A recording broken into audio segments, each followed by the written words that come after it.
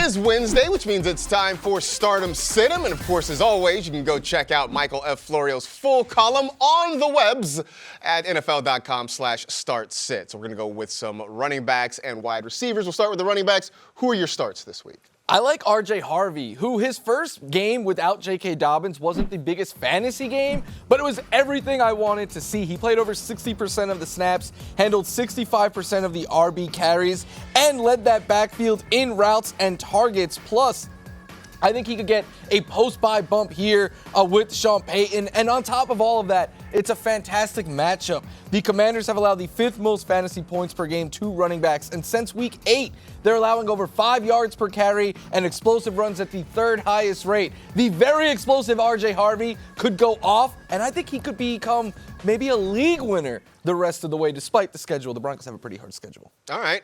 The first law of fantasy physics says that for every start, there's a sit. So who are you sitting?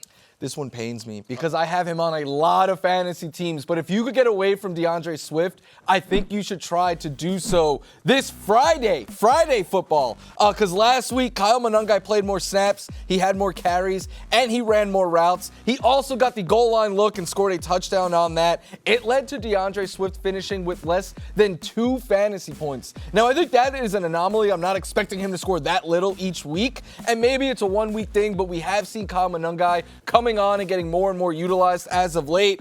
I also hate the matchup. The Eagles have allowed the 6th fewest rushing yards since week 8. They are below average in every metric that I look at for against the run. So I'm trying to sit him, and then I'm staying in that division, and I'm saying sit Aaron Jones against Seattle this week. Since Jones has returned, he's averaging just 10.5 fantasy points per game, which makes him a floor play. But floors get lowered in hard matchups, and that's what he gets this week, as the Seahawks have allowed the 2nd fewest rushing yards to running backs and just 4 touchdowns. In fact, they are bottom 2 in yards per carry, yards before contact, and explosive runs. Starting him is hoping for a lot of catches when they're in catch-up mode. It's not how I want to live my fantasy life with no teams on bye. Sounds like we need like a sad yeller horn, like a doo-doo, or something like that. That is Minnesota's season right now. That's kind of the way it's been offensively. Over to wide receivers. Who's a start for you this week? Start 8 or more targets in 3 of his last 4 games.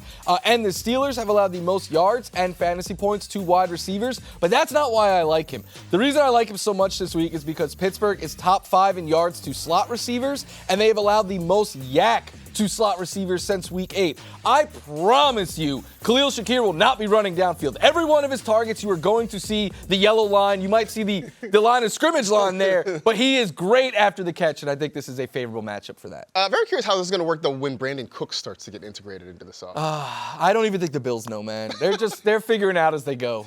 On the other side, who's sitting at wide receiver? I'm doubling down on last week. I had Michael Pittman Jr. as a sit. I'm saying to sit him again. Last week, he had fewer than 30 yards. I know he had that touchdown where the Colts got the ball on the 1-yard line, but he was held in check besides that, and this week is an even tougher matchup. The Texans have allowed a league-low passer rating and completion percentage on passes to wide receivers. Specifically on outside wide receivers, half the time, the passes are incomplete. And then last season, the Texans held Pittman to under 35 yards in both games. They get after the quarterback at a high rate. Outside of Jonathan Taylor and Warren, because he's a tight end, I think you get away from the Colts this week. And Washington is top 5 in passing yards, touchdowns, and fantasy points per game allowed to quarterbacks. They really have struggled to get after the quarterback, so it could give Nick's time to throw, maybe use his legs. They've also allowed the 2nd most yak in the NFL. Why does that matter for Nick's? Because 56% of his passing yards this year have come after the catch. So this has the potential of being a real blow-up game for Bo Nix. If you're having quarterback issues, ask your fantasy analyst if Bo Nix is right for you. On the other side, who's a sit this week at quarterback? I said when I was talking Michael Pittman Jr. that I do not like the Colts this week. That includes his quarterback, Danny Dimes, who I am doubling, tripling. He's been a sit a lot as of late. And for good reason. In the last 3 weeks, he's averaged less than 16 fantasy points per game, which is 4 passing touchdowns and 4 interceptions in that span. And that is including the short 1-yard touchdown that he was gifted last week.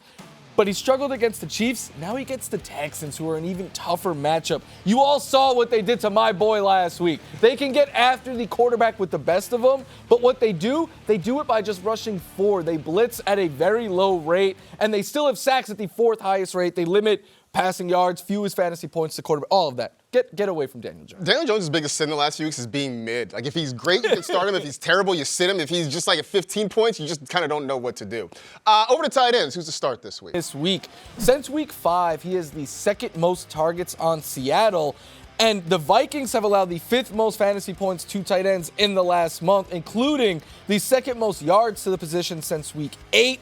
And then he has a great fantasy playoff schedule as well. So if you've been streaming tight ends, you could grab him this week, stream him, and kind of ride out with him the rest of, like, in one league where I lost Sam Laporta, I picked up Barner and Brenton Strange. I'm just hoping for the best that one of them hits and I could just start that guy moving forward. All right. So which tight ends are sitting at the fantasy kids table this week? I'm a little bit weary after Rank pointed out that all the Bears linebackers are injured, but I do think it's an opportunity to still get away from Dallas Goedert, depending on your options. It's not even about the matchup, more so I just hate the usage he has been seeing. Their passing attack is funneled through the top 2 wide receivers, as it should be, and then they are a very run-heavy offense.